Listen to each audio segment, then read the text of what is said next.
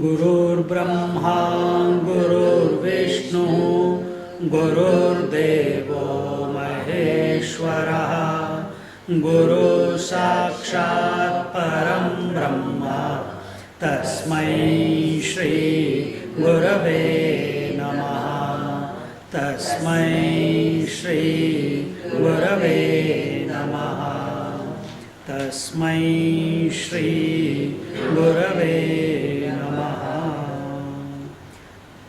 We are on the 16th verse of the Bhaj Govindam.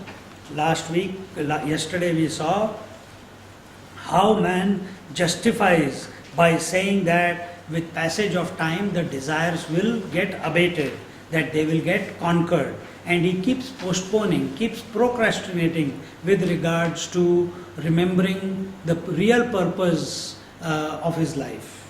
The real purpose of our life is to be one with the Lord, and that is the main. Everything else is secondary, but everything that is secondary we have made it, man has made that as primary, and Lord he has made it secondary. And we saw that was one of the justifications. Now that verse was attributed to Sri Totakacharya, who was one of the disciples of Adi Shankaracharya. See, one great Mahatma was, one sage was there, sage Jaimini, and he went to his teacher, sage Vasishta, who wrote the Puranas. He says, I have conquered Maya, I have conquered ignorance. He says, Acha, you have conquered ignorance, you have conquered Maya. Okay. I have conquered desire, meaning conquering ignorance or delusion is conquering desire. I have conquered all my desires, they are under my control, because that is the ultimate goal in the mind. He says, okay, just go and get one fruit for me from the jungle, because the hermitage was next to the forest. So the sage Jaimini, when he was young, he went to the forest. When he went to the forest, while he was plucking the fruits, from the other side one beautiful maiden came. And he forgot the fruit, he started touching her hand, and he started touching her face. How beautiful the creation the Lord has made. And he forgot the Lord, and he started looking at the creation. And when he was about to hug the girl, at that moment suddenly the girl became his guru. He says, you had the audacity to say that you have conquered desire. Never ever in your life we must come to this conclusion that we have conquered desire. You have to be ever alert, because once you have merged into the divine while living, then this thought will not come that I have conquered desire. Because at that moment of merging, everything will be divine. There is no question of the world then. Now we come to the 16th verse. Agre vanhi prushte bhanu Agre vanhi prushte bhanu Ratrau chubuka samarpita janu Ratrau chubuka samarpita janu करतलभिक्षस्तरुतलवासः करतलभिक्षस्तरुतलवासः तदपि न मुञ्चति आशापाशः तदपि न मुञ्चति आशापाशः भज गोविन्दं भज गोविन्दं भज गोविन्दं भज गोविन्दं गोविन्दं भज मूढमते गोविन्दं भज मूढमते. It says, in front the fire, at the back the sun. Late at night, he sits with his knees held to his chin. He receives alms in his own scooped up palms and lives under the shelter of some trees. And yet, the sense of the noose of desire does not spare him. See, there are certain, here again, another justification is given. Justification of what? Renunciation. These hermits, so-called hermits, who say we have renounced. What they have renounced? They have renounced the house, they have renounced the clothes, they have renounced any shelter, they want to go, they want to have nothing. No clothes, not even a pot so that, usually see monks carrying a wooden pot made out of coconut shell in which they collect food or something like that. Not even that. How does he collect food? He collects food in his palms and he eats from there and continues walking. He does not want anything to be attached. He does not want to be attached to anything. And what does he do like this? They do sadhanas. The fire in the front, sun at the back. There are certain people. There is one great Mahatma. He's from some organization. You must have heard about him. And after so many, he started the organization, the yoga organization in Australia, and eventually he went back to Bihar and disenchanted with everything because realization has not happened. His goal is realization. And he has seen that I have initiated so many disciples, I have started organization in so many countries, but still I am empty inside. The heart has not become filled with Lord. And then, because being a yogi, he sat in the middle, this is called Panchagni Yagya, meditation. Every day for 8-9 hours, 4 fires on his 4 sides, east, west, north, south, and sun on the top. So between 5 fires, he sits and chants the name of and sits in meditation. He did that for 8 years, 9 years. Still the Lord did not come. Still the Lord did not come. Then what did he do? Then for the now he passed away, but then for 5-7 years after that, or maybe even longer, he chanted the name of the Lord Ram. He dropped all these type of funny exercises. Agre vanhi prushte bhanu. See? So he has given up everything. In the end, where did he find salvation? In the name of the Lord. But what does a sannyasi normally or a hermit do? He gives up everything. But at night, in the winters, when the fire is there, he likes to sit in front of the fire. Ooh, it's cold. When the fire goes away, he folds his legs and protects himself from the cold. A true sannyasi does not react to a cold or heat also. A hermit, I'm not saying the sannyasi, a hermit who has taken that type of path. So, agre vanni prishte bhanu, ratrau chubaka samarpita janu. So at night when it is cold, he folds himself together to protect himself from the cold. Karatala bhikshastarutala vasaha. And he takes, because he has renounced everything, he doesn't want to get attached to anything, he takes bhiksha in his hand, tarutala vasaha, and he lives under the trees.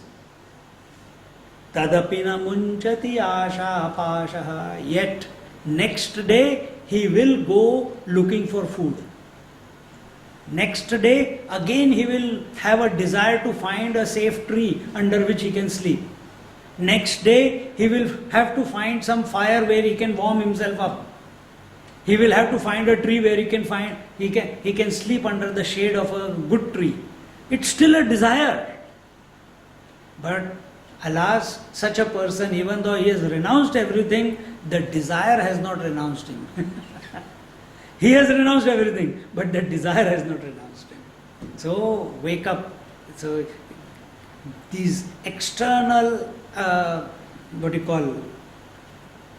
acts of renunciation, when we withdraw from the world under the force of ignorance, when we withdraw from the world out of frustration, then it leads to depression. But when we withdraw from the world, and then, whatever the reason could be, but once we have withdrawn, and if our attention and energy is not employed to remember the Lord, it will lead to depression. So the moment you withdraw, you must think of the Lord. Therefore we are told that when you withdraw from the world to go to sleep, just before going to sleep you start taking the name of the Lord. Because that is the joining moment where the waking becomes sleep. Wherever there is a juncture, Lord is available. Between the two breaths, Lord is available. Between the two thoughts, Lord is available. Between the day and the night, Lord is available. At the sunset and the sunrise, Lord is available. But you have to be available to it. So here, the seeker, the man is justifying by way of austerity. And in this way, one must have forbearance, one must have endurance, one must have courage, but all that is only beneficial to the person when he applies the energy which has been conserved as a result of austerity towards remembering of the Lord. Only then it is helpful. Otherwise, it is suppression. It is self-denial. Self-denial will not take you anywhere. Vairagya is not self-denial. We are in Vedanta, we don't even say that you should deny the world. We say you remember the truth, and in the process of remembering the truth, automatically the world will drop itself. How? Again, we repeat this example many times. You remember the sleep. In the remembrance of the sleep, the whole world withdraws itself. Isn't it every night? Similarly, you remember the Lord, and in the remembrance of the Lord, let the world vanish. But what is this fellow doing? He is justifying that the way to go to the Lord is by doing all these gimmicks. They are important for some people with those type of mentality. But if they are not directed as a sacrifice to the Lord, then they take you into then it becomes a torture. It doesn't become a healthy journey. The most dangerous desire is the desire to be desireless. The most dangerous desire is the desire to be desireless. Mind can never become desire free. You have to get out of the mind and recognize that you are not the mind. That's the only solution for this whole journey. That topic will come afterwards. Come. And what happens when through these various exercises, ठीक है, बंद कर दिया. And what? Sit down. She's doing it. And what happens when the energies have been harnessed as a result of various austerities? They have to be applied towards the Lord, we told. What happens when we apply them towards the Lord? If I have withdrawn my mind from the world and applied the mind towards the Lord, what will happen? Sublimation of the mind will happen. Sublimation of the mind. Concentration, no. Sublimation. Initially concentration, dharana, dhyan, samadhi. Isn't it? Those are the three stages. So, pratyahar is a stage of withdrawal from the world. That is the ultimate. After that, that mind which has withdrawn from the world by various exercises must be applied in remembering the Lord. With respect to time, it is called dharana. With respect to space, it is called dhyan. With respect to objectivity, it is called samadhi. See? Now we come to the next 17th verse. Kurute Ganga Sagar Gamanam. Kurute Ganga Sagar व्रतपरिपालनमथवा दानं व्रतपरिपालनमथवा दानं ज्ञानविहीन सर्वमतेन ज्ञानविहीन सर्वमतेन भजति न मुक्तिं जन्मशतेन भजति न मुक्तिं जन्मशतेन भज गोविन्दं गोविन्दं भज मूढमते. This verse is attributed to Sri Subodha, who was another disciple of Adi Shankaracharya, and in this verse the middle class mediocrity is being exemplified. How the middle class thinking continues. What it is told, one may in pilgrimage go to where the Ganges meets the ocean, called the Ganga Sagar, or observe vows or distribute gifts away in charity. If he is devoid of first-hand experience of truth, jnanam, according to all schools of thought, he gains no release even in 100 lives. Meaning what? That you can go to hundreds of pilgrimages. You can take dips in all, so many times you can take dip in Gangaji, you can go to Kailash 3, 4, 5 times. You can go to satsang on a regular basis. But all these become zero if you have not attained the God in your heart. Our pride is, I have been to Kedarnath, I have been to India, I have been to Kailash, I have been to Ganga, I have been to Ganga Sagar.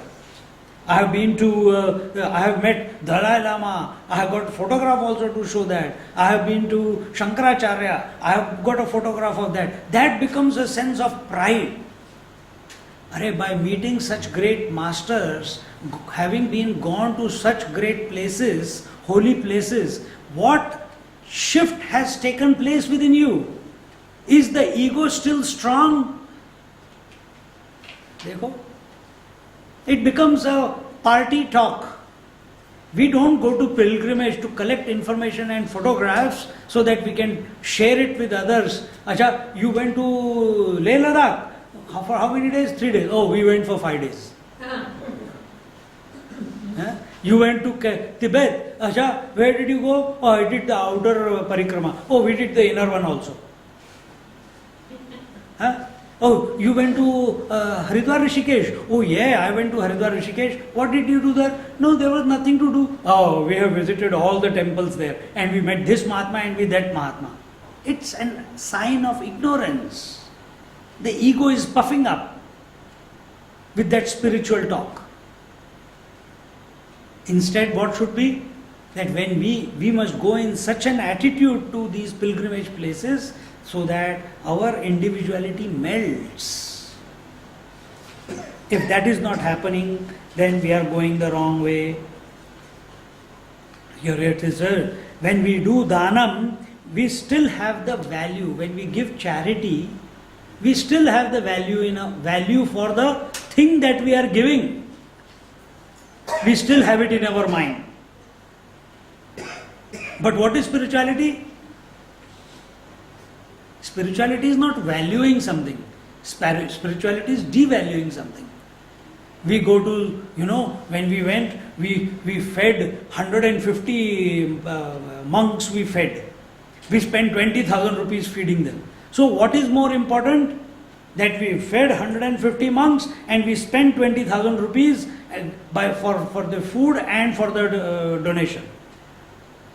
What was the purpose of that? Feeding. The purpose was a feeling of blessedness, that I have got this opportunity to feed these people, that I have got this, Lord has given me this opportunity to share my wealth with these people, so that the money is being utilized for a good purpose. Oh Lord, thank you. Your attention must go to the Lord. But where does our attention go? On the act that I did this. And then we go around and declaring everywhere, we did this, we did this, we did this, we did this. Isn't it? That we went to Kashi, we did the puja. Kashi Vishwanath. So Swamiji knew the priest and we did a special puja there.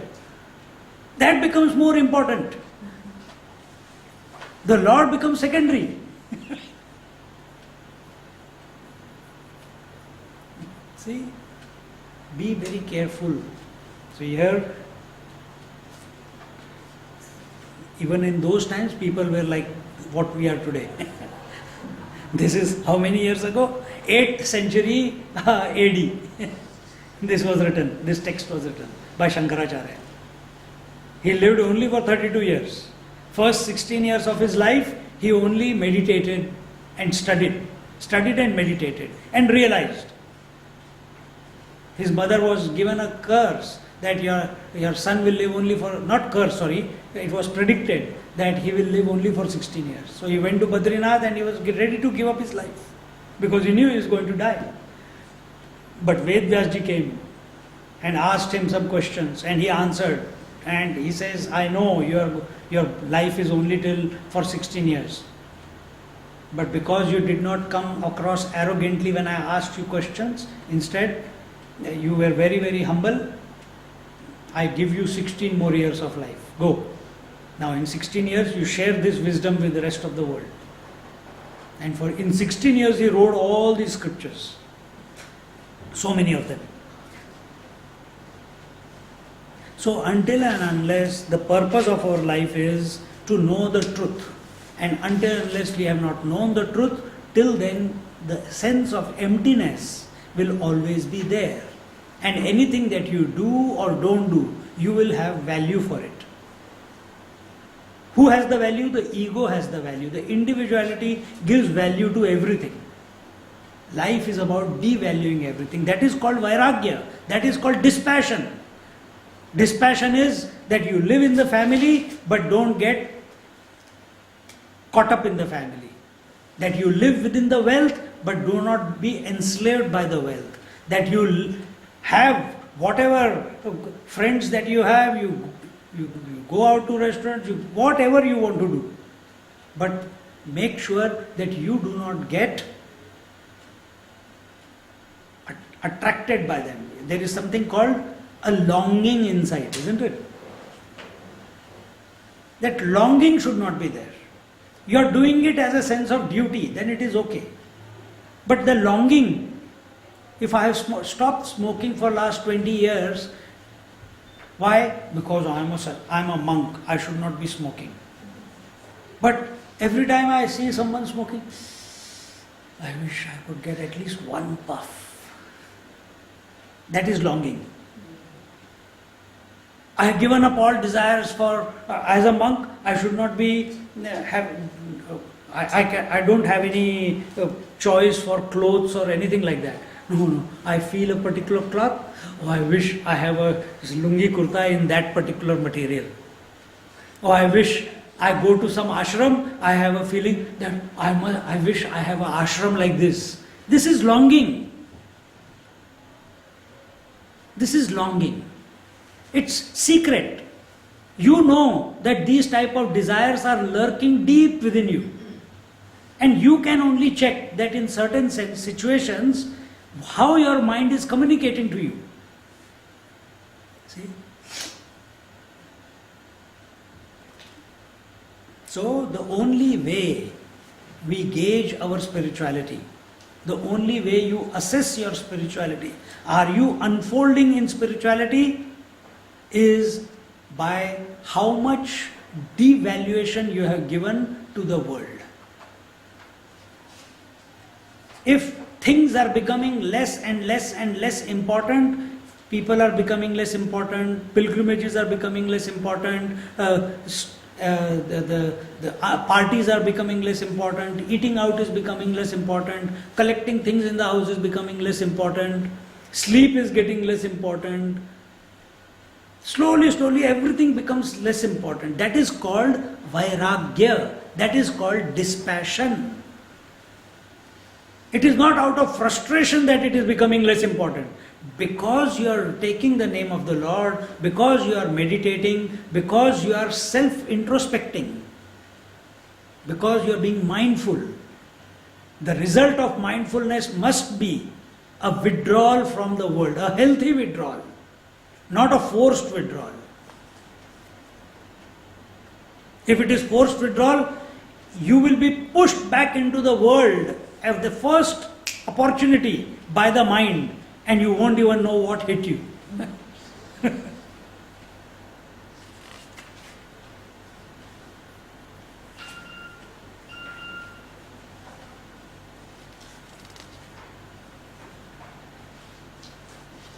So we have to, yes, we do the pilgrimages, we take the various vows. In Christianity also, during the Lent period, people take how many? 40 days of fasting. In Islam also, they do 40 days fasting. In Hinduism also, whole year they are fasting. Hardly any days they eat. Huh? So all these are for what? It is not to... It is like like you jump start a car when the energy is low in the battery. Then what happens? The car starts, but you have to build up the energy in the battery. So you have to drive for some time. Similarly, going to pilgrimages, doing the vows, doing the religious vows, doing the fasting, going to the pujas, coming to the satsang is a bit different.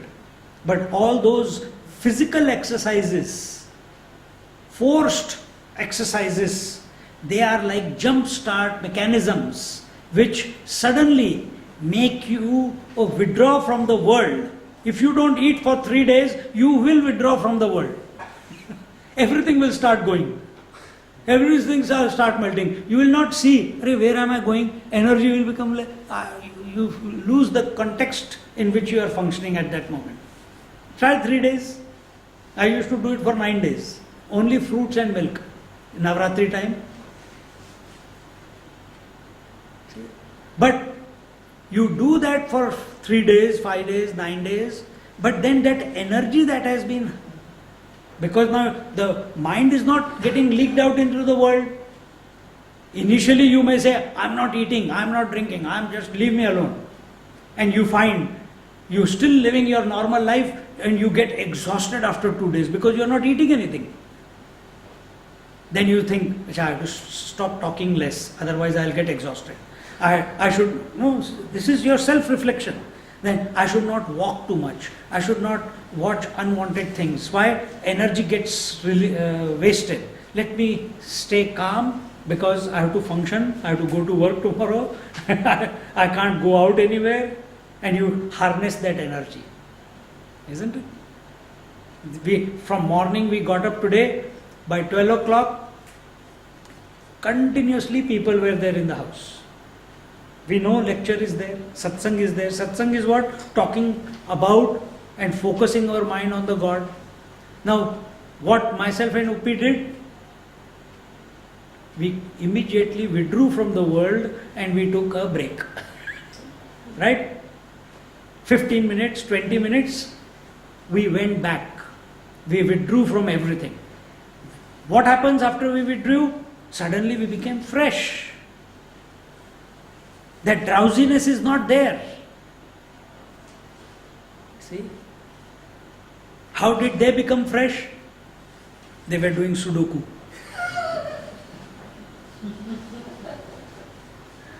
See? That's the woman's way. They have to keep busy.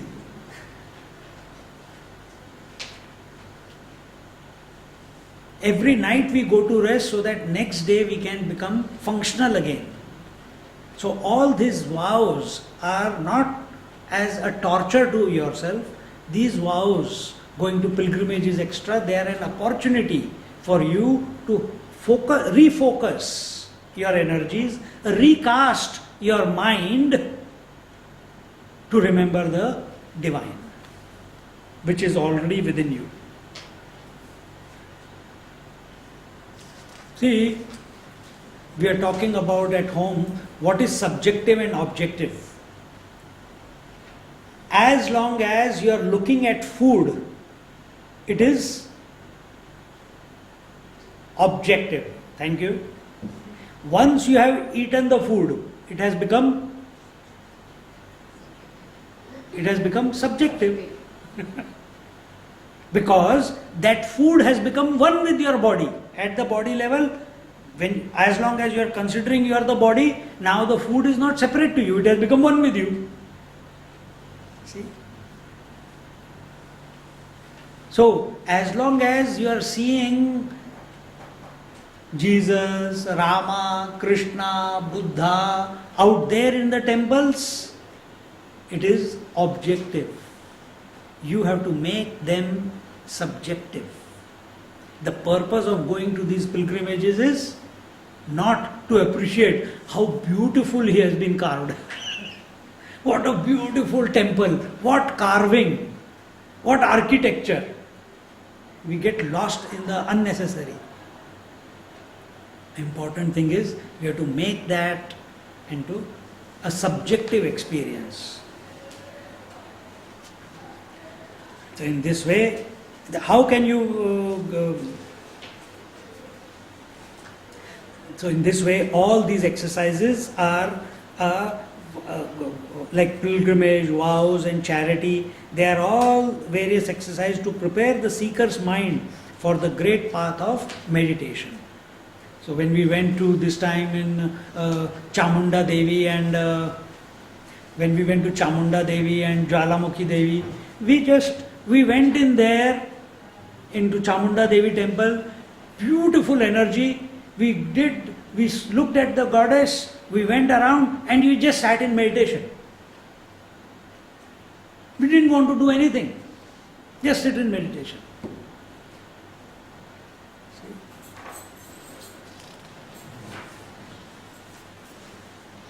And only through meditation, only through withdrawal of the mind from the ephemeral, that the realization of the truth, the realization of the Lord is possible. If we have not realized, you can keep going to pilgrimages for hundreds of years, life after life, still realization will not come. God realization will not come. This is the point that is being brought out. Then what is the solution? Solution is wake up from this dream. Wake up. Wake up. Don't live in this dream called world. Wake up to the Lord within your heart. Enquire into the I, the subject. Don't think about the world, what it is doing, what it is not doing, what it is right or it is wrong. Who cares? One will say it is right, another will say it is wrong. Third will come and confuse both of you. So there is nothing right and wrong in this world. I am talking from absolute standpoint. Yes, at the empirical level, yes, there is right and wrong. But if you are a seeker of the truth, you have to drop all this. You have to drop likes and dislikes. You have to drop what is right and wrong. You have to drop being affected from praise and insult. When you do those three things in your life, then there is a possibility that you will abide in the Lord within your heart. But as long as you are reacting to or you are living a life of likes and dislikes, I like this, I don't like this, I like to be with him or her and I don't like that person, I like this food, I don't like that food. This is right, that is wrong. So what if you become the ordainer of what is right and wrong? Has Lord appointed you? Has Lord told you, hey, you are my soldier on the earth, you have to tell everyone what is right and wrong? Has He given you that right? Do you know what is right and wrong in order to tell the other people that this is right and that is wrong? We ourselves don't know. See? So get out of all this. It will only lead to frustration. It will lead only to agitation. It will only lead to anger. It will only lead to concretization of individuality. Instead, look at the whole thing as the game of the divine. Look at the whole thing as the game of the divine. Oh, this fellow is acting foolishly. It is not right, the mind will say. It should not happen. Oh, the Lord's Leela. The Lord is making him behave like this. Enjoy. Because what can you do? If you react to that person in this manner, then what will happen? That person will react back. If you react and that person reacts, what is the conclusion? Frustration, agitation, depression. See? Is that what you are seeking? Or are you seeking calmness of mind? Are you seeking silence of the mind? Isn't it? So the three things. Yesterday we told you quality of the mind, direction of the mind, and quality of the thoughts, direction of the thoughts, and quantity of the thoughts must change. Quality from good to bad, direction from outside to inside, and quantity from more thoughts to less thoughts. Today we are telling you, your mind must become free of likes and dislikes. Mind must transcend right and wrong. And mind must transcend what is the praise and insult. Then there is a possibility. Such a mind which is not affected by any of these is called a balanced mind, is called an equanimous mind. For such a mind, a new option opens up. What is that option? The divine option. The moment, that divine moment, that auspicious moment, when even if the stimuli are coming, any of these 6 stimuli are coming and you are not getting disturbed, at that very moment the realization will happen. Realization happens. You cannot gain realization. What you can gain is remain unaffected by these 6. So be clear of what you are pursuing in life. What is the ultimate goal? The scriptures also say that thou art, you are that.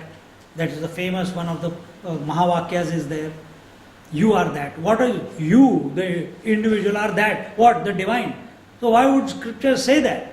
That you are that divine? Because they know.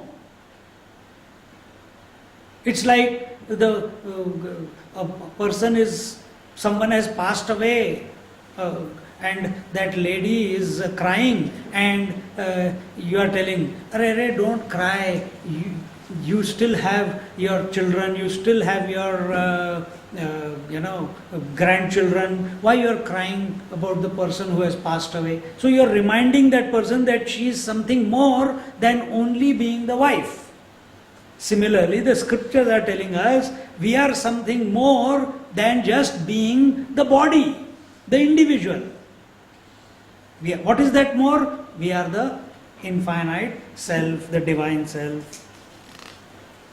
Suramandir taru moola nivasah, Suramandir taru moola nivasah, Shayya bhutal majinam vasah, Shayya bhutal majinam vasah, Sarva parigraha bhogatyagaha, Sarva parigraha bhogatyagaha, Kasya sukham na karoti viragaha, Kasya sukham na karoti viragaha, Bhaja Govindam, Bhaja Govindam, Govindam Bhaja Mudhamate,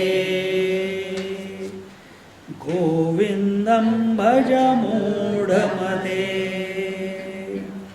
Sheltering in temples, under some trees, sleeping on the naked ground, wearing a deer skin, and thus renouncing all ideas of possession and thirst to enjoy, to whom will not dispassion, vairagya bring happiness? Vairagya is the dharma, the duty of antahkaran. Antahkaran means what? Inside here, the data inside here. It expresses, our thoughts appear in 4 ways. Mana, buddhi, chitta, ahankar. Mind, intellect, memory and ego. This is called antakaran. Without this, you cannot have any semblance of the world. If this is not, you may have eyes, but if the mind is not there, intellect is not there, ego is not there, memory is not there, if some of this is missing, you cannot have a complete cognition of the experiences. So here it is told, that vairagya, it says, to whom will not dispassion bring happiness? The less things you have, the more happy you become. The more things you have, the more busy you become. She says yes, because she has to take care of her grandchildren. Isn't it? See? So here in this, in the previous verse, a hypocrite was mentioned. Who was the hypocrite? Who was doing various vows, going to pilgrimages, but has got no idea of who God is. He's still searching him outside, talking about him, but doesn't know about him that he is not other than him. He has not experienced directly yet. Now in this verse, who is the real renouncer who has truly relinquished all his inner thirst for enjoying the world? There is no longing at all anymore. Is such a person. And this verse is attributed to Sri Sureshwaracharya. He was also a great disciple of Adi Shankaracharya, and he became, when Shankaracharya left, he made him the Shankaracharya of Sringeri. Remember we went to Sringeri? He became the first pontiff of that ashram. And in this way, it is seen that true dispassion alone brings happiness in the world. Therefore, conclusion is, do not be obsessed with anything in this world. Not clothes, not food, not husband, not children, not relatives. Keep a healthy distance from everyone, including parents. Including parents. Yes, at an individual level, Matru Devo Bhava, Pitru Devo Bhava. But the mantra does not stop there. What does it say afterwards? Matru Devo Bhava, Pitru Devo Bhava, Acharya or Guru Devo Bhava, and Atithi Devo Bhava. In the end, it is Atithi, isn't it? But where do we stop? That mother is God and father is God. So we must do our duties. Is it wrong that I am doing my duty towards the parent? But it is also, that mantra also says that your teacher is God. It is also saying that every person who comes in your life is also God. No. First, my mother is God, my dad is God. Arey bhaiya, friends, the scriptural statements are so that your vision expands, not contracts. Yes, for a child, mother is God because he does not know anything else. He keeps going around wherever mom. Prashila's daughter, she came here just last week. She was upstairs and this fellow found the door open. First time he climbed all the stairs up. He is following his mother. Matru Devo Bhava, because she is the closest to him. Then as he becomes a teenager, or not teenager, when he becomes more 5-6 years old, from that time onwards, the man's presence in his life is very, very necessary. When he turns 8-9 years old, a presence of a teacher, because kids never listen to their parents all the time. Before they turn teenagers, they have to be sent to a boarding school. The boarding school used to be the Gurukul. And what is the Gurukul? Because how can parents teach when the child is not listening? They cannot bring about a mannerism within themselves and keep the attachment to the children separate. It is not possible. So a third neutral person is required. Who is that neutral person? Teacher. So they used to be sent to the school, they used to study under the teacher. He considered them like his own children, but they are not his children. His purpose is, they have been given to me for them to make a man out of this fellow. Huh? And they will be training them, they'll give them all the education, they'll teach the scriptures, they'll teach them the purpose of life. His responsibility is that as this fellow's mind is unfolding, it should get unfolded with the right values, and he must become aware of what is the real purpose of life, and that is only possible through the mind, isn't it? So when did I go to the ashram? When I was 33-year-old, not an 8-year-old. But even after going at 33, the gratefulness that I have for my teacher is far more than what the gratefulness I have for my parents. Because my parents never even once exposed me to all this, because they were afraid that I might go that way. So it was that middle class mediocrity. What? Go to the temple, that's enough. Nothing more. Mummy, teach me Bhagavad Gita. No, this is Bhagavad Gita, it is enough. But never indulge deeply into it. So they want to have one hand in the spirituality and one hand in the world also.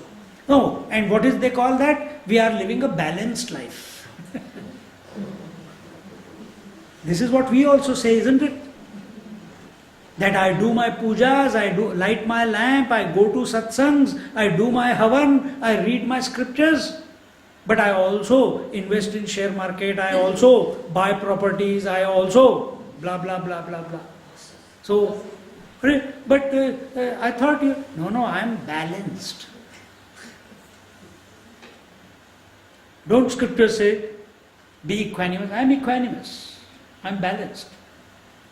I don't get too much involved in the world, but I also don't get too involved into the spirituality. This is our lot. See? It does not work that way. But then we see there are great masters who are having a lot of wealth around them.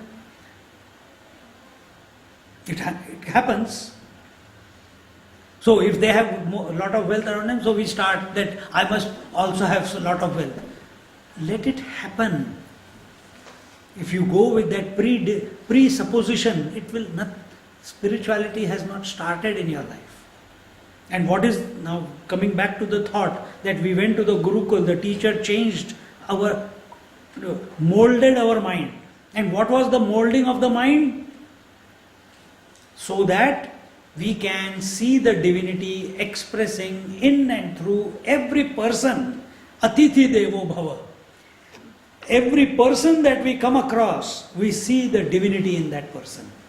Not only in my mother, not only in the father, not only in the teacher, but in everyone. And that is the responsibility of a teacher.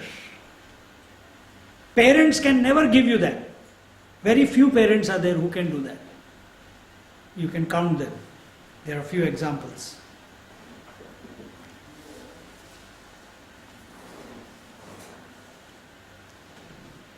So this way,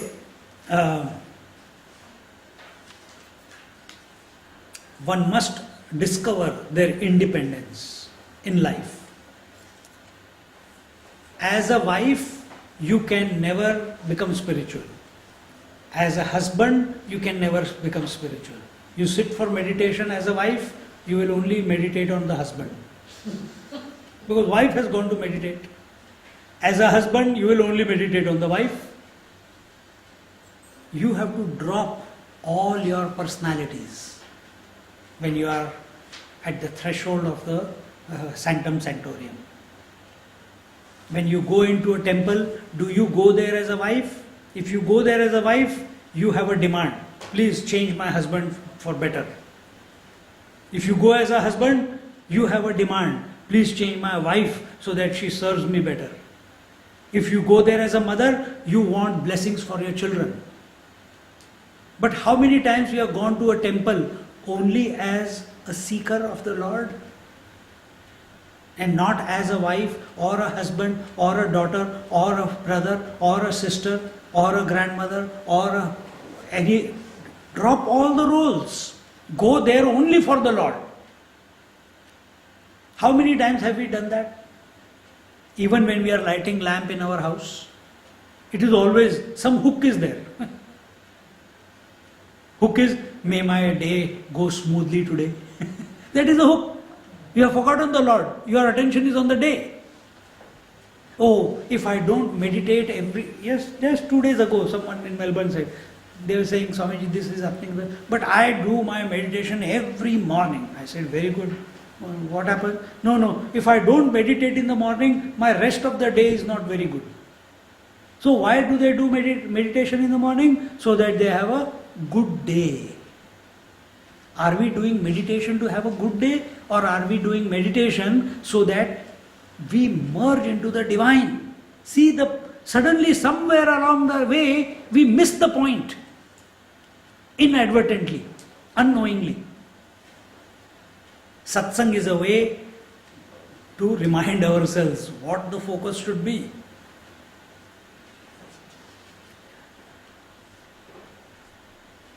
So until and unless we do not withdraw from the world and discover this independence, that whether the husband is there, whether the wife is there, whether the children are there, whether the teacher is there, whether the scriptures are there, nothing matters. I still am. Then the inner strength will come. That yes, it is possible within this lifetime to be one with the Lord.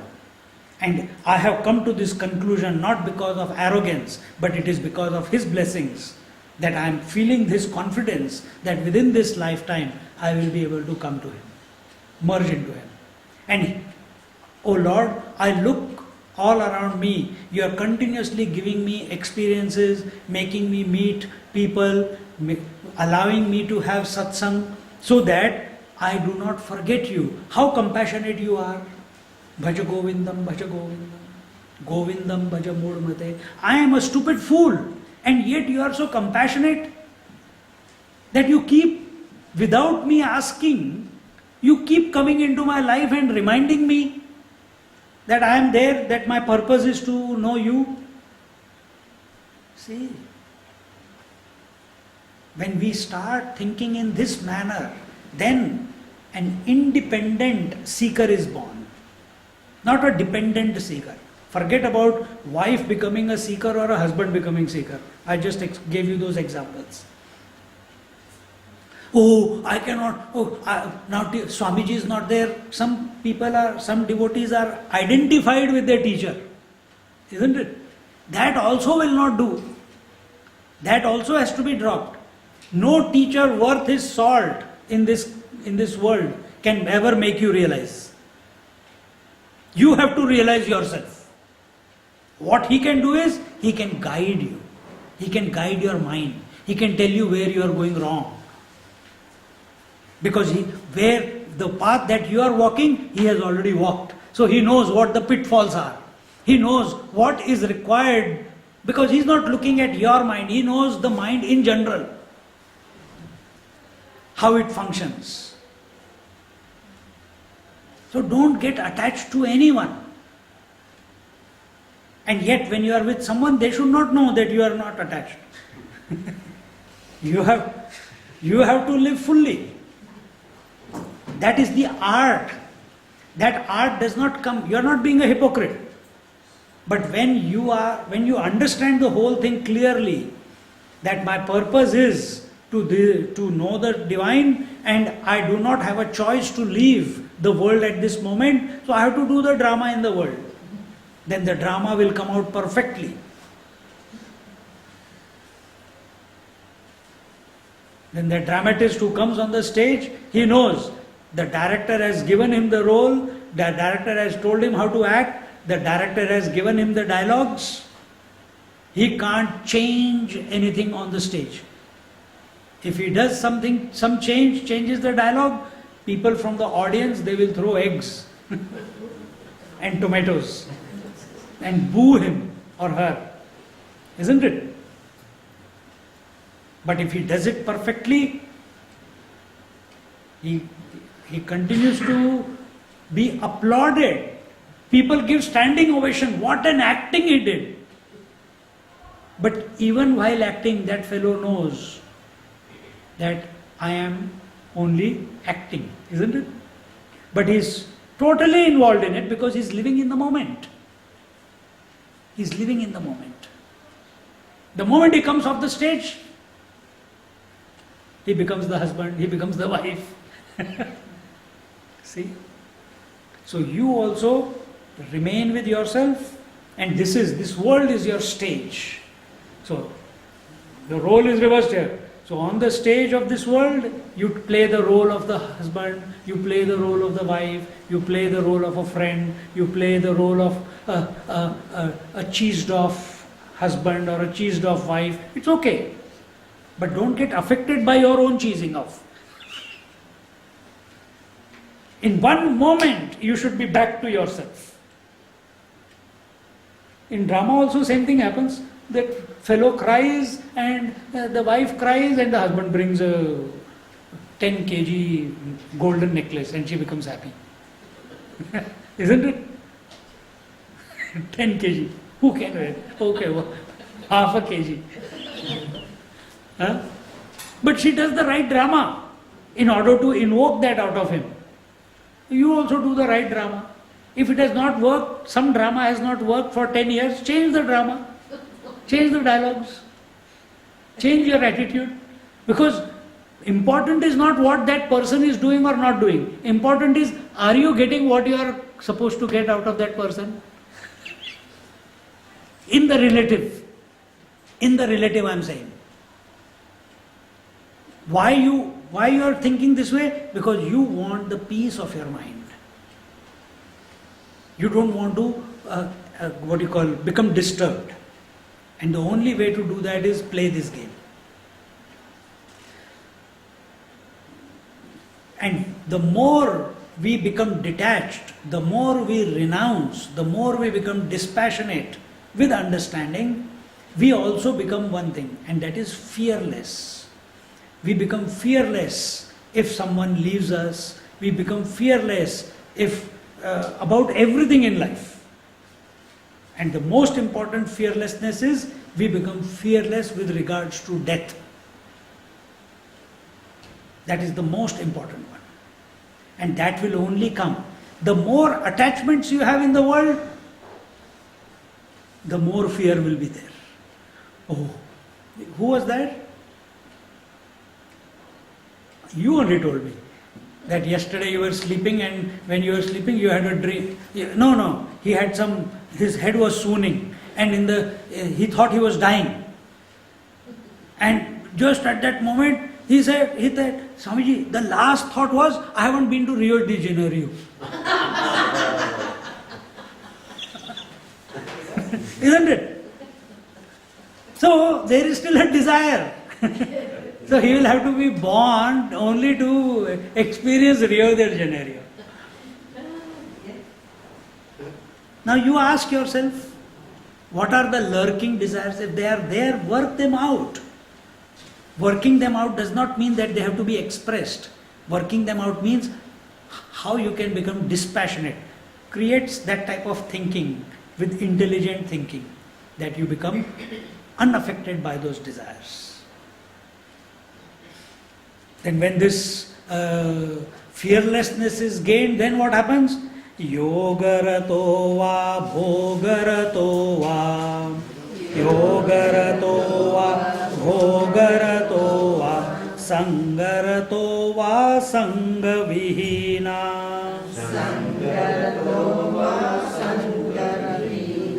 Yasya brahmani ramate chittam Yasya brahmani ramate chittam Nandati nandati nandatyeva Nandati nandati nandatyeva Bhaja govindam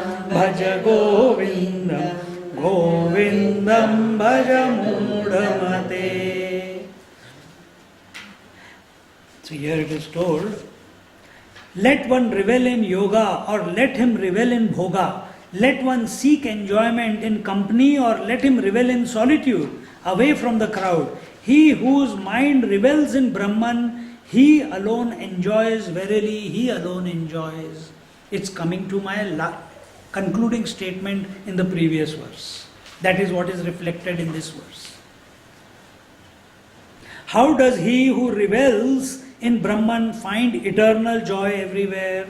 Does he ever look or has the need of the body? Does the law of karma present to such a person? Law of karma is, as you sow, so you reap. So is such a person affected by that? So if he is not affected, can he murder? Can he kill? Yes, he can. I'm sorry. And still there will be no sin for such a person who has come to know himself. But the fact is that when he is in that state of abidance in Brahman, those acts will not happen. If Krishna can say that Krishna had 16,108 wives, towards the end of the Mahabharata, when that Parikshit was killed by, send a Brahma Astra, a missile, to kill that child in the womb of his mother, the mother called out to Krishna, Krishna, Krishna, please come and help. Krishna immediately, because he is the Lord himself, he went there. But that Lord, he is expressing among the humans as a person. He has a body. So his statement was, in Mahabharata it comes, he says, if, and see, people think that he was the cause of Mahabharata war.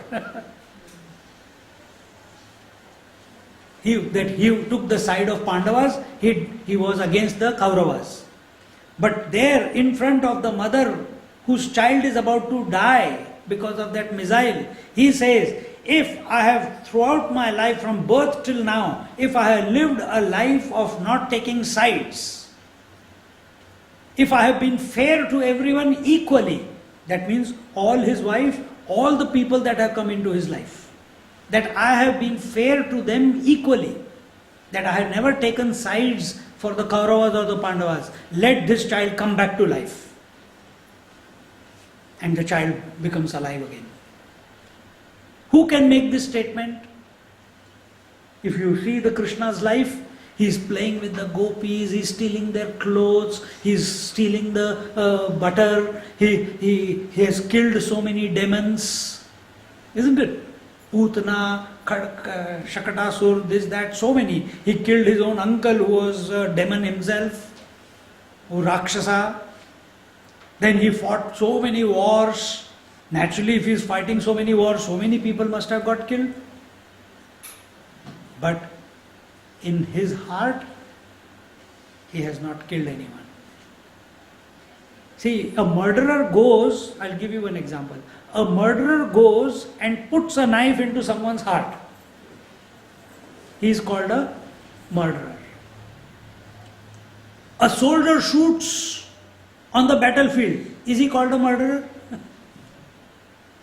A doctor takes a scalpel and cuts the person to do an operation and something goes wrong. Does he go behind bars?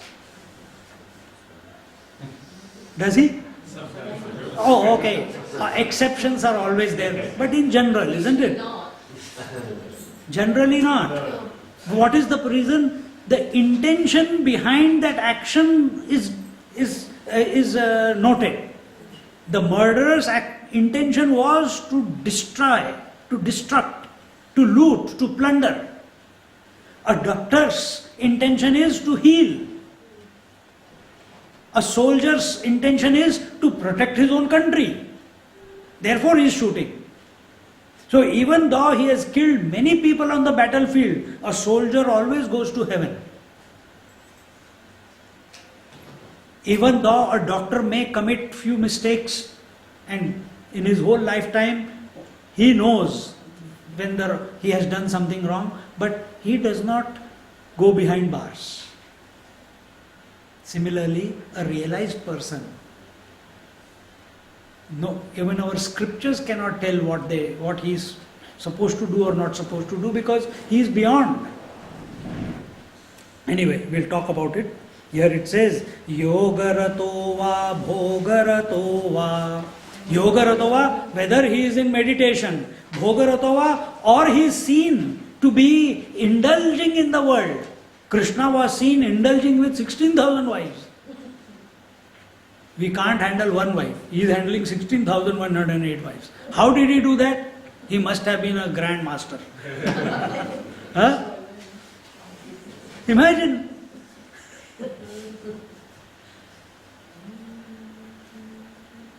See? Yoga ratova, bhoga ratova. Krishna used to enjoy butter. Oh, he is indulging in the butter. Krishna's intention is not indulging in the butter. Krishna's actions of stealing the butter is by through that method, he is blessing that particular house, that particular gopi. She is making her life fulfilled. But we idiots who are not there at that time, we are only reading from the books, we start judging Krishna that his actions, I think they were not right, How dare we? So who is this realized master? So we cannot judge the God, Krishna. We cannot judge realized masters also. So whenever we come across a Mahatma, a realized master, you should not. Like yesterday I told you the example. Buddha told one person, God is there, another person, God is not there. The third fellow became confused. And he judged his master, that his master is a hypocrite. He is not clear.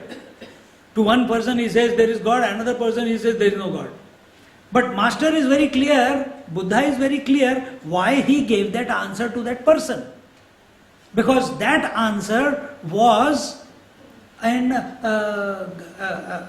with that answer, each one of those two persons, their mind got settled and they were able to continue their journey towards the truth.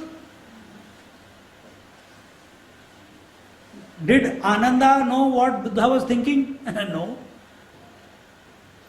And yet, he was able to, he came to a judgment in his mind that why the teacher is answering like this. So, yoga ratova, bhoga ratova, sangha ratova, sangha vihina. Sangha ratova, sangha vihina, that he seeks enjoyment in the company or let him revel in solitude. That he is with his so many wives or he is in all by himself. It does not matter to him. So we see Satya Sai Baba or you see Ammachi, when she is alone, she is happy with herself. When she is with hundreds of thousands of people hugging them, she is one with them. Yesterday, two of her granddaughters, they came. They were doing send-off dinner for Raj and Prashila. So all cut going on. I don't know what they are talking about. So I finished my dinner quickly and I came to the front room and I was sitting on the sofa nicely looking out all the lights. So Swamiji, what are you looking at? Now I never give straight answer. So the Karishma, she said, Swamiji, what are you looking at? I said, I am enjoying looking at myself in the window, how smart I look. Huh? She says, really? I said, yeah, you also look. And both of them came saying, Swamiji, you can't see anything. We can't see anything. I said, well, you need the eye, See? Then they say, why you are sitting alone? Her first question, why are you sitting alone? Why are you not talking to anyone? I said, I enjoy my own company. What do you mean by I enjoy my own company? Satsang began. She says, Swamiji, Karishma, she says, Swamiji, I also think like you think. See?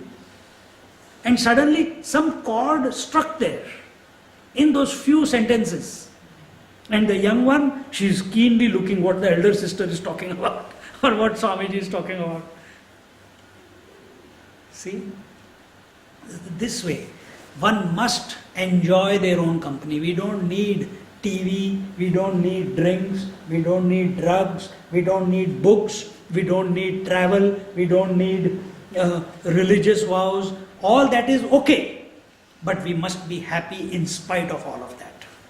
Yoga is good, it will help you. But attachment to yoga is detrimental. Bhoga, bhog means indulgence. You have to indulge, otherwise how will you nourish yourself? You have to eat. If you are thirsty, you have to indulge in water. I'm taking it in a different sense. If you are in a family life, if you stop indulging in your wife, you will have a problem on your hands, man. You have to indulge in your wife, or vice versa. So, while living in family, there are certain do's and whatever has to be done, you do it. But deep inside, you are absolutely clear. I am doing this, I am eating because eating is required for survival. I am drinking because drinking is required for survival. I am being with my wife, I am being with the children because that is the right thing to do at the moment. But if given a choice, during the day, whenever I am free, I am all by myself. See, Lehadi Mahasaya. Have you heard of Lehadi Mahasaya? Lehadi Mahasaya, he had children, he had a wife, he used to work in the post office during the British Raj, and after whole day he will work. He is chanting the mantra, his mantra, Om, in his mind. And at night, when the children have gone to sleep, the food has been eaten, the wife has gone to sleep, he also goes to sleep in the bed. And when he hears his wife has slept, quietly he gets out of the bed, sits in meditation the whole night. He does not sleep. A yogi does not need to sleep. Because he has come to realize, I am not the waker, I am not the dreamer, and I am not the sleeper. These three personalities are only existing in the mind, and I am not the mind. That is the conclusion of yoga. Yoga rato va, bhoga rato va. So who gets involved in the world? The mind gets involved in the world. Who withdraws from the world? The mind withdraws from the world. Who gets hungry? The mind gets hungry. Who goes to the pilgrimage? The mind goes to the pilgrimage. But I am separate to the mind. Such a person is reveling in his own self. He enjoys the company of his own self. If his attention has gone away from the self, immediately something from the world will come and replace that. It can be his wife, it can be his husband, it can be wealth, it can be gambling, it can be drugs, it can be something. You can understand this very simply. Those people who are not able to give up smoking, they start eating nicotine chewing gum. They need replacement. If they give up that nicotine chewing gum also, then some other habit begins. So in this way, when we are on the path of spirituality, then we must have conquered the passion of desire. We have to grow beyond desire. Because spirituality is not about having desires or satisfying our desires. Spirituality is about dispassion from desires, detachment from desires, with understanding that they will not take us anywhere. And second thing is, first we withdraw from the world and desires. Instead, you don't have to worry about the world. You only withdraw from the desires. And second, after you have withdrawn, focus your mind onto the supreme truth. So twofolds. First is withdraw from the desires. Second, apply that mind to the divine. By taking the name of the Lord, by meditating, in whichever way. By contemplation, and in this way, a person, whether he is in yoga or in bhoga, Whether he is in seeking enjoyment, he is seen to be seeking enjoyment, or he is seen to be reveling in solitude, away from the crowd. Such a person is, such a yogi's mind is always reveling in the reality, the Brahman. He enjoys. One day I asked Swami Anubaranji, I said, Swamiji, I saw you, because I was sharing the room with him, somewhere we were, and that I must have just turned around and I saw someone sitting next to me. I saw, next day, my jigyasa, I wanted to know why is he sitting at night. I said, Swamiji, just through the corner of my eye, I saw that at 3 o'clock you were sitting in the bed. You didn't feel sleepy? Something is disturbing? Should I do something? Give you massage? This? Nahi yaar, no. He said, I'll tell you later. So, okay. Then we were walking somewhere. He says, my rule is, when I go to any time during the day, whether it is I'm talking to people, whether except giving lectures, yeah, any time in 24 hours, if the feeling from inside comes that I must sit in silence, I drop everything and sit in silence. You must have seen that, and I have noticed that we are talking like this, suddenly he will withdraw and go into his room, he will make an excuse, I'll just go to the toilet, okay? And he'll quietly go into his room and sit in meditation. Because the feeling is coming from inside. So just like feeling for hunger comes, immediately takes you to kitchen. Feeling of bladder pressure comes, immediately takes you to the toilet. You've got no other choice.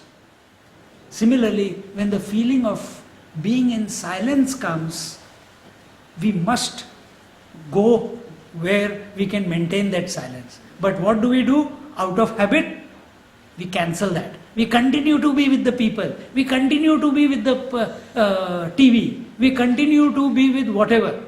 Because we have not recognized that this is silence. That it can make me into a good person. So in this way, such a man of perfection, a person who is abiding in the truth, abiding in the divine, abiding in the reality, he cannot live in the world selfishly. Because for him, a person who has come to his own self, his vision is everything is the self. There is no distinction, there is no sense of otherness, there are no differences. Everything is the self and self alone. Then just like when the tongue is bitten by the teeth, the same teeth go and massage the tongue. Isn't it? When the eye pokes the eyes, when the finger pokes the eyes, the same finger goes and massages and brings it back to normal. Because the finger also I am, the eye also I am. There is no sense of difference. Differences are seen, but they are not accepted. There is no reality that you don't feel the hand is different, the hand is different, and the eye is different. Acha, my dear darling eye, what should we do with this finger which poke? Cut it! Do you ever get that statement? No. My darling tongue, what should we do? Take all the teeth out. No. Never. This type of statement, the thought also doesn't come in your mind, isn't it? Exactly the same way. Because all these differences, I am pervading these differences. I am pervading in and through all the limbs of the body. I am pervading in and through all the cells of the body. See?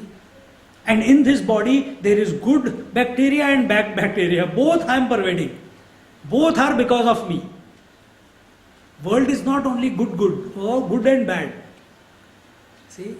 Similarly, this man of perfection, when he lives in this world, he sees the entire world to be his expression, whom he is pervading.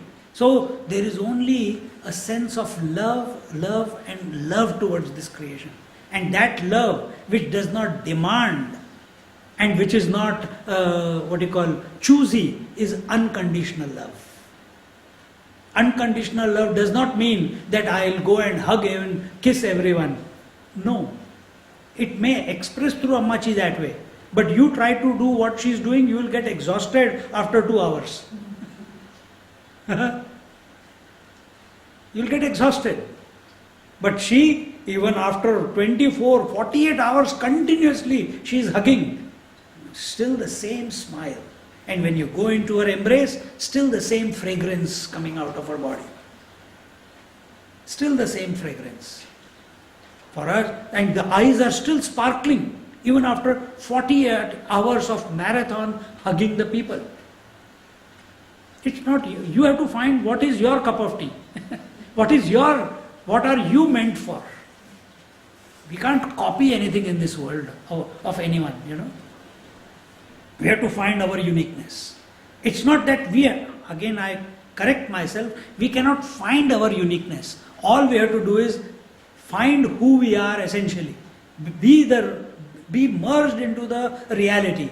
And then that reality will choose this equipment, the body, mind, intellect, and start expressing that uniqueness. It will choose. Whether it is to go and live in a cave, that is okay. Is it to go and hug people? That is okay. Is it to be a great leader in the society? That is okay.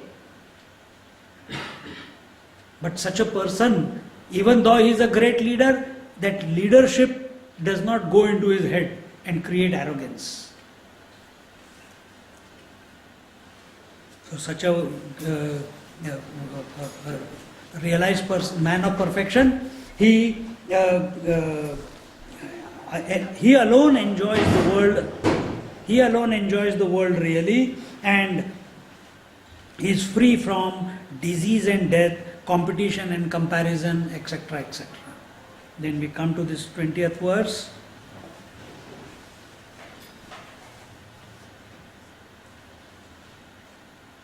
What time we started? 1:45. It is 3 now, so another 15 minutes.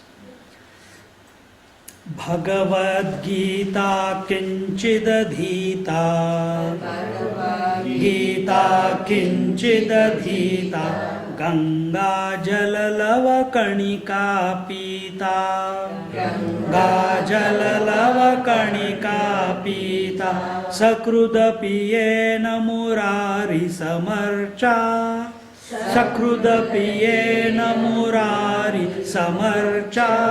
क्रियते तस्य Yemen न चर्चा क्रियते तस्य Yemen न चर्चा भज गोविन्दं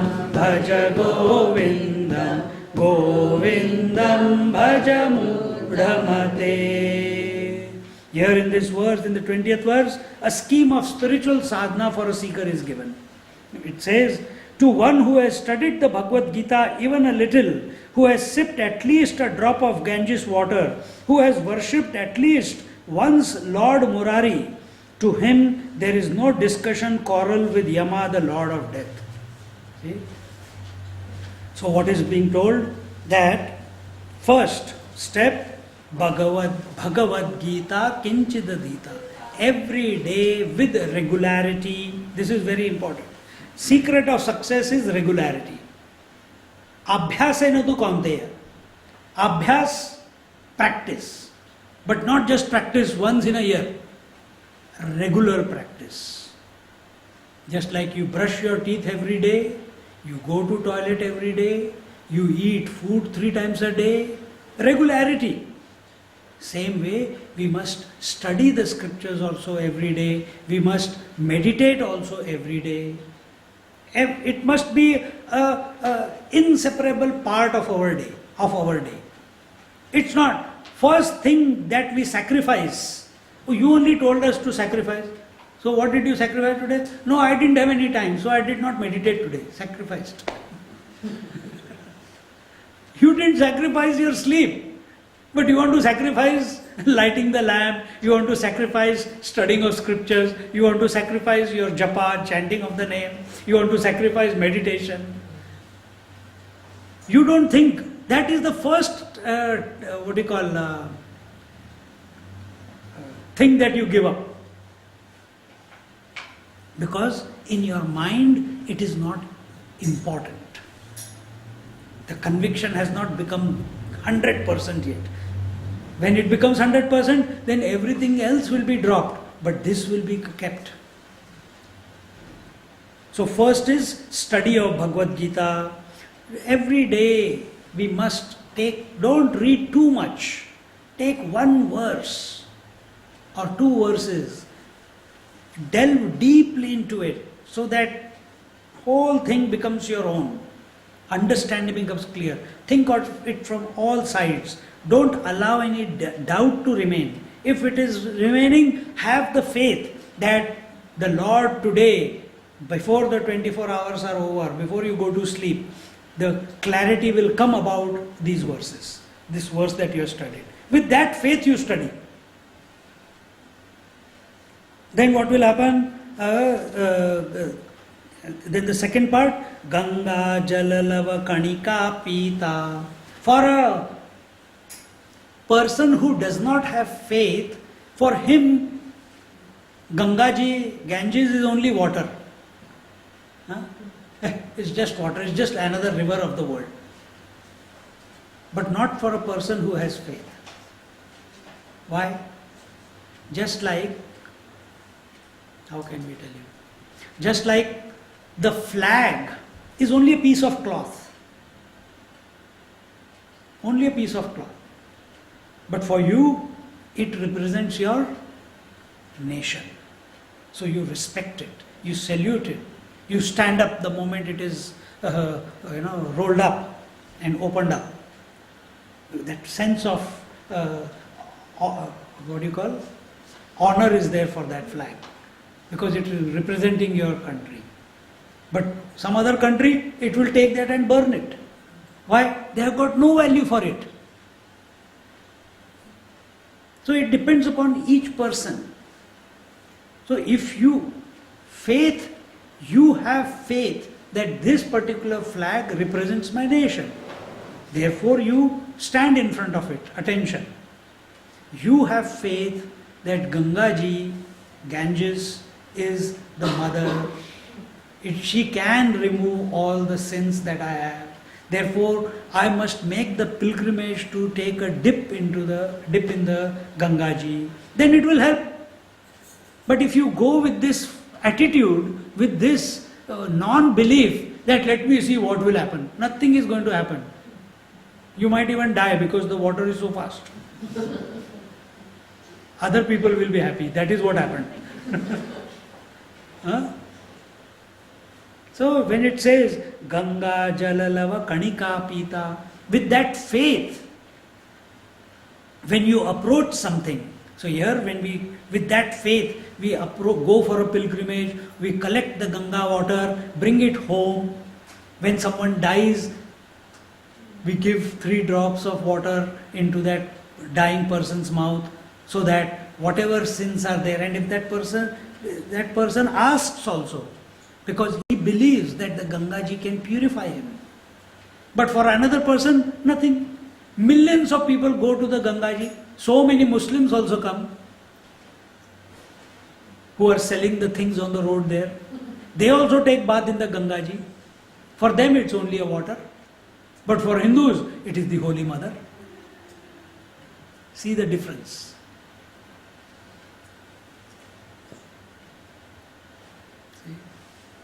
If you are a Hindu or a Christian, if I go to a temple, God is only in the temple, not in the church or in the mosque. Then you will destroy the churches and the mosques. If God is only in the church, then you will destroy the mosques and the temples. If the God is only in the mosque, then you will destroy the church and the temples. But for a wise man who has dissolved all the differences, for him God is everywhere. He respects everyone. That will come only through contemplation. So we are talking about recasting your personality. We are talking about recasting your convictions. The topic for this is redefining the notions of life. Everything is a matter of faith. Everything is not a matter of fact. Everything is a matter of faith. A child accepts his mother as a matter of faith. He has not experienced. There are no photographs. It's only the word of his mother, is the word of his father, is the word of the relatives. You are born to these fellows. Isn't it? A child who has been taken care of by parents, orphan, if he is not told, he does not know anything. He just accepts that they are my parents.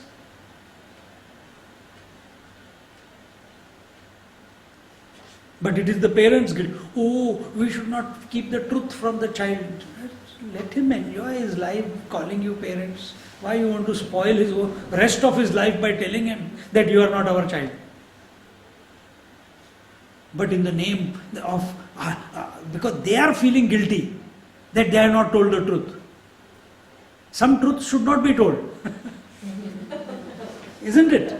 Because I have seen few children like that, one or two.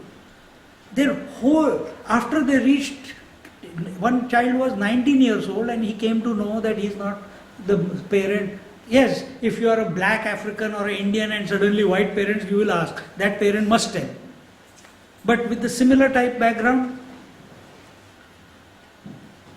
and then now he is only searching, his whole search is, who are my parents? So goes to India, searches, goes there, continuously, the only thought is, then who are my parents? One Indian movie was there. He comes to find out that his wife, his mother was a prostitute. His mother was so he doesn't know she says, I don't know who your father is. And he's a well-educated person. Now imagine the impact that his mind will have psychologically. See? So Bhagavad Gita kinchid dhita Ganga jalalava kanika pita Sakridapiyena murari samarcha. Who has worshipped at least once a Lord Murari. Worship means what? Worship doesn't mean you take out this thing from your pocket and you go Hare Ram, Hare Ram, Ram Ram, Hare Hare, Hare Krishna, Hare Krishna, Krishna Krishna, Hare Hare, Hare Ram, Hare Ram, Hare Ram, Ram Ram, Ram Ram, Ram Ram, Ram Ram, Ram Ram, Ram Ram, Ram Ram, Ram Ram. You're calculating how many beer bottles you drank or what? It is not going to take you anywhere. Oh, I did 30 times the 108 beats. I did 20 times 108 beats. And that's a sense of pride for them. Acha, for how many years you have been doing this? Last 20 years, Swamiji. And what has happened? Nothing has happened yet. Then you are going wrong somewhere if nothing has happened. After 20 years, if you are still fighting with your wife. It's not just chanting beads. If you are coming to this satsang, you must go out as an improved person. Not go back to the same old habits, in the same old thinking, with the same old differences, with the same old issues. You must go out of this room as a transformed person, to some extent. Otherwise, we are just listening to satsang also mechanically. Acha bhai, the time of the year has come, Swamiji is coming. Acha, let's go and see what he says. You are not come to watch how I perform. Whether I am good or not. You have come here to overhaul your personality. While sitting here, you have to listen subjectively, not objectively. You have to apply every word that is being told to yourself. Right here, not afterwards. Afterwards you will forget. Right now. Because this is the opportunity that has come to you right now. Even while I am speaking to you, this is the opportunity that has come to me to fine-tune whatever requires to be fine-tuned. Then I will be a better person. Then you will be a better person. And that is why, does a child, when he is born, Do you teach that child, beta, now you learn how to crawl. Now you stand up on your knees, stretch, stretch, stretch. He will start crying. When you are not telling him, no parent has ever taught the child how to walk. No parent has ever taught the child how to speak. True? Then why do you need someone to teach you spirituality? You have forgotten that everything that you require to learn in this life is already within you. True or not?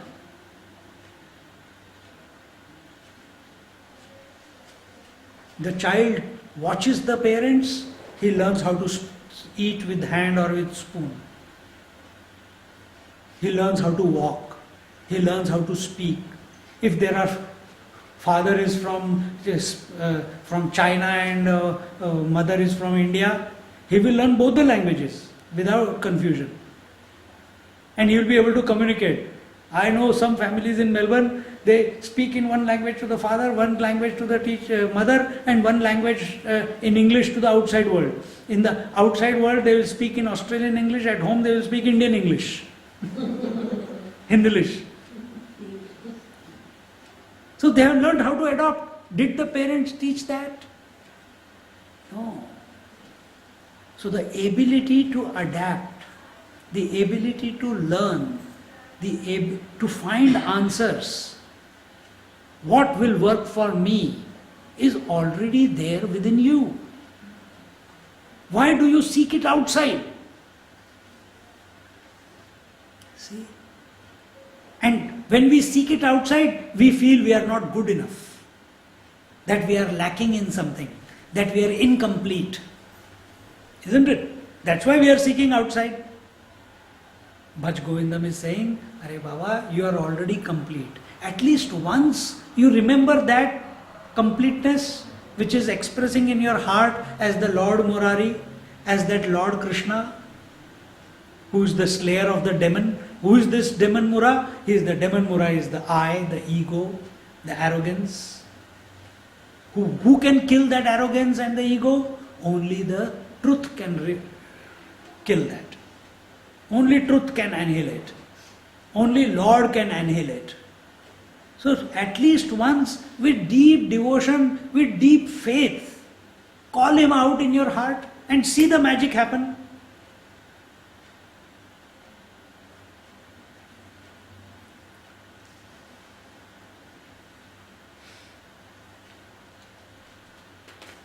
See.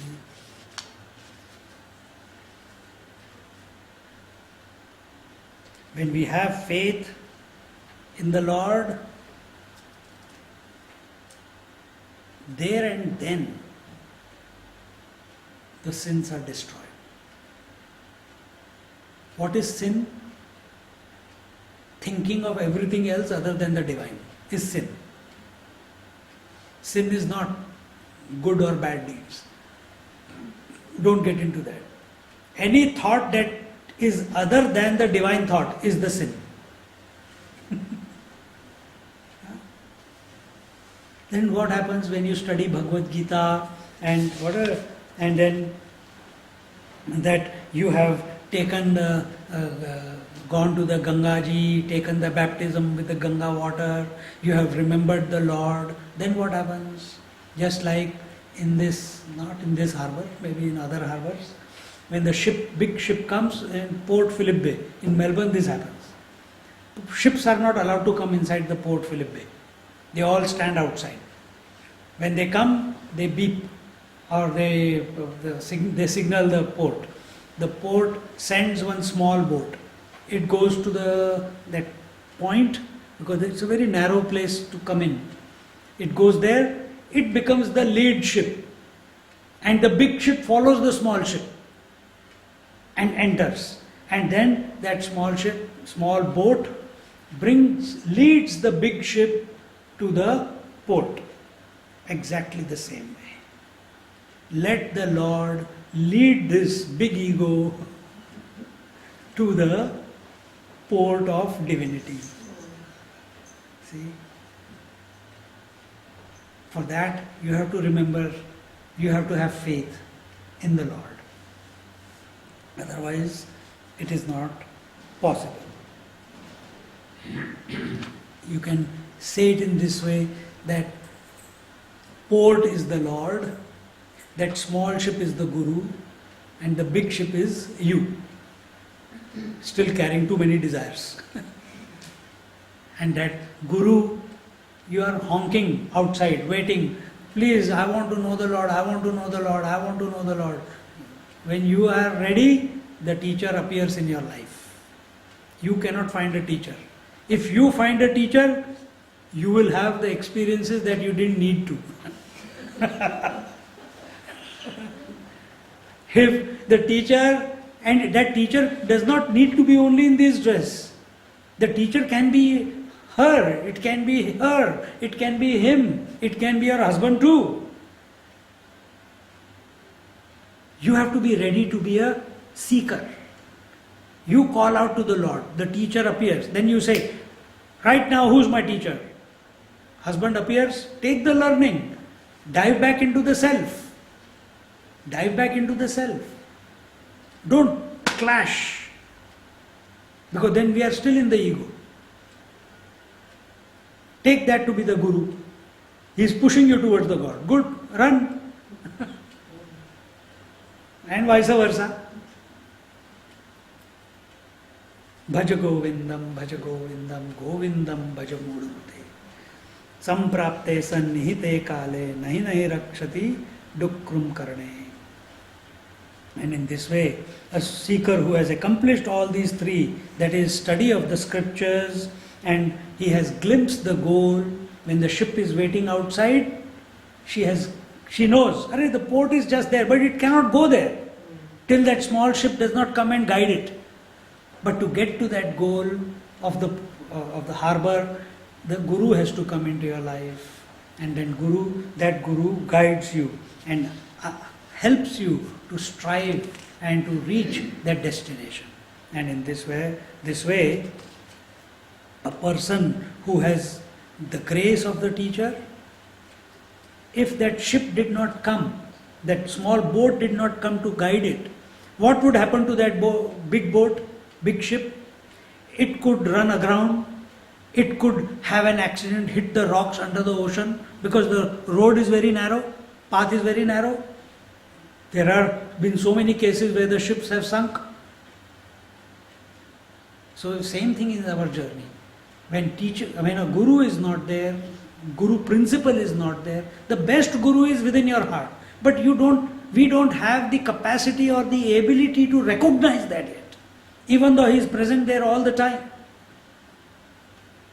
Yesterday I told you that lady who lives intuitively completely. She has caught the Guru in her heart.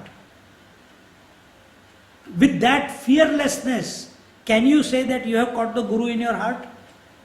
That you do everything, not with logic, but only by his divine grace?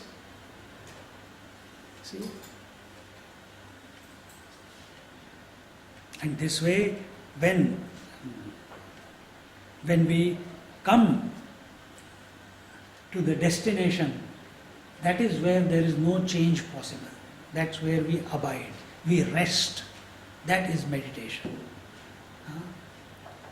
Because the Guru helps us to come to this changeless principle. Once you come to that changeless principle, then there is no running around required. Then there is no fear of death. Where is change possible? Only in the realm of death change is possible. Only in the realm of death change is possible. But you have come to that point of changelessness. Why? Because you have called out to that Lord Murari. That Lord has destroyed your ego. And the result of the destruction of that ego is abidance in the divine. Then what happens? We'll do one more and then conclude. Punarapi jananam, punarapi maranam. Jananam, punarapi maranam. Punarapi janani jathare shayanam.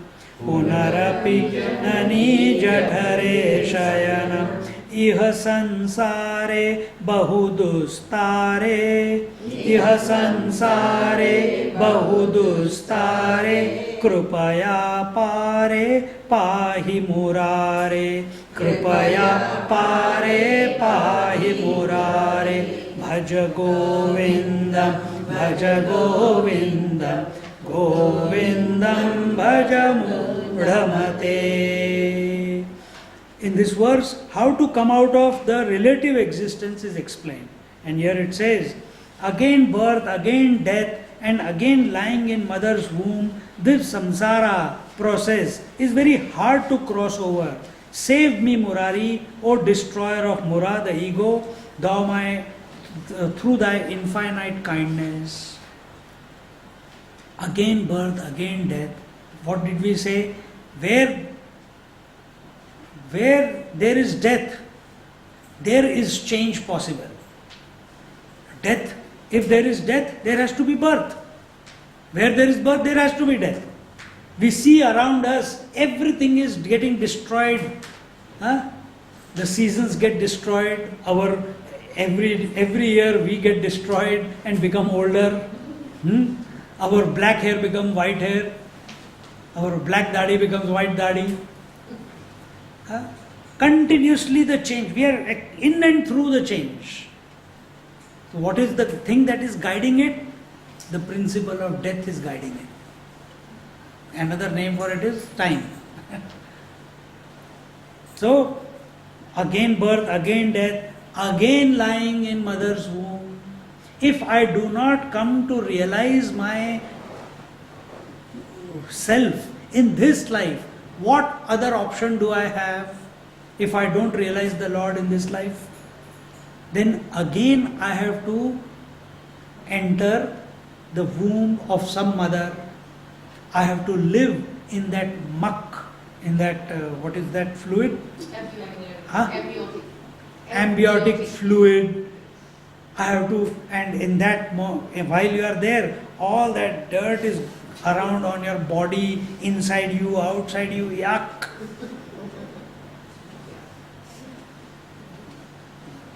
If mother is having gas, you have to suffer. If she drinks something, alcohol, you have to suffer. If she eats spicy, you have to suffer when you are inside. And out of that, with great pain, you come out of the womb. And then again, you have to start learning how to eat, how to suck, how to crawl, how to walk, how to run, how to speak, how to 2 ones are 2, 2 twos are 4, 2 threes are 6, and the whole thing. It's hard life. So, are you so happy that you want to be born again? Finish it this time. It will only happen if you have not had enough kicks in life already. Because you have not analyzed your life. We may have all the wealth of the world. You know, the United Nations says the happiest people in the world are in Somalia, where the average income is less than 50 cents a month. There's no food. They don't know where the next meal is coming. But the smile on the faces of those children and people is unparalleled. And in the first world countries, where all the wealth is there, on them, no smile. Why? They are still counting their money. They're thinking, oh, if someone steals this money, oh, I must build a security fence. Someone will come to steal my money. Someone will come and steal my car. Someone will come and steal my house. They're living in fear. Think. And we are surrounded by such people all around us. Living a life of dispossession, not owning anything. In here, outside maybe on paper you own a house, but you don't give value to it. Then you are free. And if this is clicking to you right now, that I don't want to be born again, man. I don't want to go through the, what is the Australian word? Hard yaka of becoming a mature person. And what do I have to learn after when I become mature? Hey, you have to realize in this life again you have to go into the next womb. So why not you learn it now itself and correct your mistake? And say enough of this, enough of indulgence in the world. So many lifetimes I have been indulging in the world, and all I have got is what I have got right now. It's not worth it. It's not a good bargain. It's not a good bargain. I want salvation. I want peace of mind. I want tranquility. I want to be able to love everyone equally, unconditionally. Is there a possibility? And this is where the teachers are saying these words because this strikes a chord with your heart. Everyone intrinsically wants to feel that way, isn't it? But are unable to. So for that, study scriptures every day, meditate every day, call out to the Lord. Not how many times I have called. No, call Him once, but call Him deeply from your heart. That when you call Him out, the tears come, the hair stand on the ends, your whole body is thrilled, or it goes into convulsions. That type of calling should be there. That calling will be possible in that manner only when you have faith. A mechanical calling will not bring that about. Faith can move mountains, isn't it? That Lord will be moved if you call Him that in that manner. Therefore, punarapi jananam, punarapi maranam, punarapi jathare, punarapi janani jathare, iha sansare bahudustare, kripaya pare pahi murare. Iha sansare, this world, it's very difficult to cross, O Lord. It is very difficult to cross. I need your help, so I am calling you out. Kripaya pare pahi murare. Only you can help me. Only you are the boat which can carry me across this ocean. I cannot row the boat and go across the ocean. So please help, please help. And in this way, the easiest way in Kali Yuga, in these periods of times where only success is equal to wealth, gold, property, woman, etc., etc. This period is where this is the important thing. This period is called Kali Yuga. The only option in this Kali Yuga where the mind is naturally not very stable because of this type of energy, the easiest way is take the name of the Lord. Bhaja Govindam, Bhaja Govindam, Govindam Bhaja Mudamate. Take the name of the Lord. Call out to Jesus, call out to Rama, call out to Krishna, call out to Buddha, call out to Amma, call out to Baba. Whoever strikes, whoever you feel close to, don't tell the whole world. It's your secret journey. You call him out or you call her out. Deeply. It will happen.